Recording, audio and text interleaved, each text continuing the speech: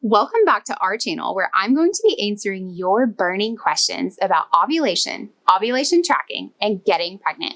If you're struggling to conceive or just looking for ways to improve your chances of starting a family, you're in the right place. This is going to be a great video. We asked our Instagram followers and our Premom app community what questions they had about ovulation testing and ovulation in general while trying to get pregnant. If you're interested in more videos like these in the future and want to be a part of them, make sure to follow us on Instagram at Premom Fertility and download the free Premom Ovulation Tracker app and join the community full of amazing women who are likely on a TTC journey just as you are. All right, you asked a lot of great questions and I'm excited to get started. So let's dive right in. All right, first question is, will my ovulation test be positive if I'm pregnant? Well, that's a tricky one because it can be, but it's not that you are positive for luteinizing hormone. It's that your HCG and your LH level are chemically similar. So sometimes in your luteal phase, if you have already confirmed that you did in fact ovulate and you have a positive ovulation result, it could be picking up on HCG, that pregnancy hormone. So that could be your first indicator that you are pregnant. So take a pregnancy test if you do notice this in your luteal phase. All right, what are signs of ovulation? Each woman will vary with signs of ovulation, but in general, you can expect some egg white cervical mucus or an increase in discharge that literally looks like raw egg whites. It's super stretchy, very thin, watery. You may experience cramping on one side, bloating, headaches, increased libido. All of those are signs that you could be approaching ovulation. Do you need to have egg white cervical mucus to be ovulating? And the ultimate answer to that is no. You do not have to see egg white cervical mucus to be ovulating, but it is helpful near ovulation because it's the ultimate sperm-friendly lubricant that is natural. So we really want to see that around ovulation time, but it is not an indicator that you are or are not ovulating. How many days after ovulation can you take a pregnancy test? So the correct answer to that is you want to wait 12 to 14 days past ovulation. However, since implantation can occur as early as 6 days past ovulation, it takes about 48 hours or so for HCG to build up enough to be read on a home pregnancy test. So you could, in theory, get an early pregnancy test as early as 8 days past ovulation. But with that being said, implantation can occur as late as 10 days past ovulation. So if you're taking a pregnancy test at 8 days, but you haven't implanted yet, you're still going to get a negative test and you could very well be on your way to a positive, perfect pregnancy. So that's why it's best to wait until that 12 to 14 day window. All right, moving on. What is the best time to test for ovulation? So the golden rule of ovulation testing is you don't want to use first morning urine, as opposed to when you take a pregnancy test, you do want to use first morning urine. So with ovulation testing, you can test anytime between the hours of 10 a.m. and 8 p.m. Just don't use your first morning urine. How do you read ovulation test strips? The easiest way to read your ovulation test strip is to use the Premom app. It has an in-app camera. You literally just use your ovulation strip, take a picture of it with the in-app camera. It reads it for you and gives you your results on a chart that you can follow each day when you're nearing your fertile window. So what you're looking for on these tests is a test line and a control line. You're looking for your test line to get darker as you near ovulation. Once you reach your darkest line, within the following 24 to 36 hours, you can assume you will ovulate. All right. Is there a certain number you're looking for when you reach your peak? So an LH peak is just your highest, darkest level of LH on your ovulation strips. That's what we call our LH peak. whenever we have our peak day, we'll typically ovulate within the following 24 to 36 hours. So typically the next day is ovulation day after a peak.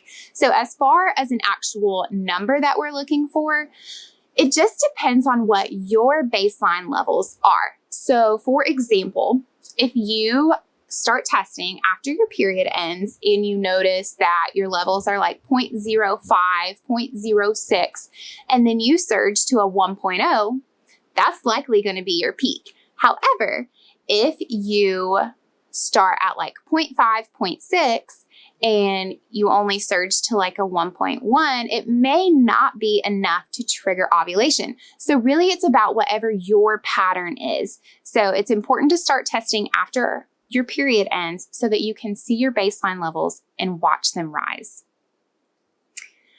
All right. How long after your LH drops should you continue to test? This is a great question because a lot of women think that once they see that surge, it's done and ovulation is a done deal, but that's not necessarily true. So OPK stands for Ovulation Predictor Kit. So it's going to predict your ovulation. So you want to, after you see that LH peak, keep testing for a few more days until you see your LH levels drop and they stay down consistently for a few days, because what could happen is you could end up having an even higher peak a couple of days later. Then that's the one that triggers ovulation. And you could end up missing that entire window right there. So it's important to keep testing for at least a few days after you think you found your peak. All right, is it normal to ovulate on different days every cycle? Yeah, absolutely. Ovulation can vary a couple of days from cycle to cycle, and this is completely normal. However, if you are varying more than 5-ish days, I would definitely reach out to your doctor and say, hey, I think I have an irregular cycle. What's going on? But it is normal for that to vary a couple of days from cycle to cycle, just because our hormones love to go like this and keep us on our toes. So that's why ovulation testing can be so crucial when you're trying to get pregnant, because you don't always know exactly when you're going to ovulate. So this can make it so much easier. Okay, if the picture is blurry in the app, should I retake it or use it? So when you're taking a picture of your ovulation test in the Premom app, you want to make sure that you have good lighting, that your test is not blurry, because that's going to skew your result. And you want to make sure that you're pretty consistent with your background. You want to try to use the same countertop or the same space each time so that your lighting is consistent, so you get that accurate progression on your test. Okay, can you have more than one peak? So I kind of touched on this a second ago, but your actual LH peak, you'll only have one true LH peak. However, you can have multiple surges, and that's why it's important to continue testing after you think you found your peak. But essentially, you will only have one LH peak that triggers ovulation. Is a peak when I am ovulating? So your LH peak doesn't mean that you are ovulating right then. When you get that surge, your body still has to physically ovulate. So that LH peak tells your brain, hey, let's tell the ovaries to release an egg because I'm ready to ovulate. And that takes some time for all those systems to start communicating together. So it can take around 24 to 36 hours for your body to actually ovulate after you see that LH peak. Does a darker test mean anything? Absolutely it does. So the darker your test, the higher your luteinizing hormone is. And as that hormone rises, we know that we're probably getting closer to ovulation. Is it normal to never have the test line darker than the control line? Yes, it absolutely is. A lot of times you'll hear women talking about how their lines don't really get that dark, and that's okay. Some women ovulate without their test line ever getting darker than the control line. However, for other women, they may need a darker test line in order to ovulate. It really depends on what your patterns are. That's why it's so important to consistently test so you can learn your body. Okay, will I end up having better chances of conception if I baby dance? And that's the nice TTC way of saying intercourse. If I baby dance before I get my peak and on both peak and ovulation day as well. Well, yeah, girl, you are maximizing those chances when you have intercourse as much as you're able to during your fertile window. So that fertile window is the 5 days leading up to ovulation and ovulation day. So the two best days to maximize those chances, if you can't do it any other time during your fertile window, is your LH peak day and your ovulation day. So if you can't do any other days in your cycle, make sure you can at least aim for 2 of those days or at least 1. So anytime during your fertile window, you can technically get pregnant because sperm can live for up to 5 days in an optimal environment. That's why they love that egg white cervical mucus near ovulation time. All right. Do chemical pregnancies or miscarriages delay the next cycle's ovulation? Sometimes they can. So when you experience a pregnancy loss, you have HCG, that pregnancy hormone, in your system.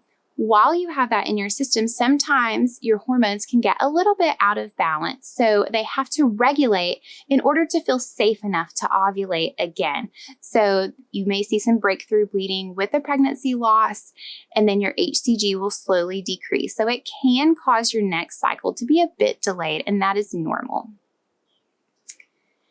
Can you still get and sustain a pregnancy if you ovulate early in your cycle around cycle day 9 or cycle day 10? Absolutely, you can. So let's say you're ovulating at cycle day 10. So if you have a 14-day luteal phase, which is very average for most women, then you are going to have a 24-day cycle, which is perfectly normal. A normal cycle is anywhere from 21 to 35 days. So if you're ovulating on cycle day 9 or 10 with a 24-day cycle, perfectly normal. You can absolutely get pregnant and absolutely sustain a healthy pregnancy as long as you're timing intercourse for ovulation in your fertile window. All right, and here is the last question. How do you know you are for sure ovulating, even if you have positive ovulation tests? This is a great question because, like we said, those OPKs are ovulation predictor kits. So while they will predict your ovulation, it's not a guarantee that you did for sure ovulate. So you can confirm ovulation easy at home by checking your basal body temperature, also called BBT. So this is super easy. You just use a basal body temperature thermometer. We have Bluetooth ones that actually sync with our app. And they are really great because then you don't even have to go in there and manually log it. But you can use any basal body temperature thermometer, and you just take it first thing in the morning after 3 consecutive hours of sleep immediately upon waking up. So no getting out of bed, no talking, no drinking. Take it first thing when you wake up. It sounds like a lot at first, but I promise you, once you do it a few times, it just becomes part of your normal routine. You can set your thermometer on your phone, set an alarm, stick that thermometer in your mouth, and now your day has started. So it can tell you a lot about your hormones because in your follicular phase, the first half of your cycle before ovulation, your temps are going to be lower because estrogen is dominant. As you progress throughout your cycle, after ovulation, your temps are going to be higher because now progesterone has taken over. What we're looking for to confirm ovulation is a spike in that basal body temperature telling us that progesterone has taken over. So you'll see about a 0.5 degree to a whole degree increase in temperature within 1 to 3 days after ovulation, confirming that yes, you did in fact ovulate. So this is all I have for today. I have really enjoyed these questions so much. If this was helpful to you in any way, hit that like button and subscribe to our channel. Make sure you turn on those notifications so that you get all of our videos sent straight to you.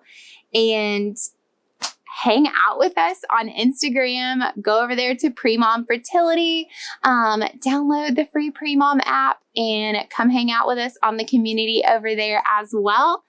And that is all I have for today. So come see us for our next video, and hopefully your question can be on here.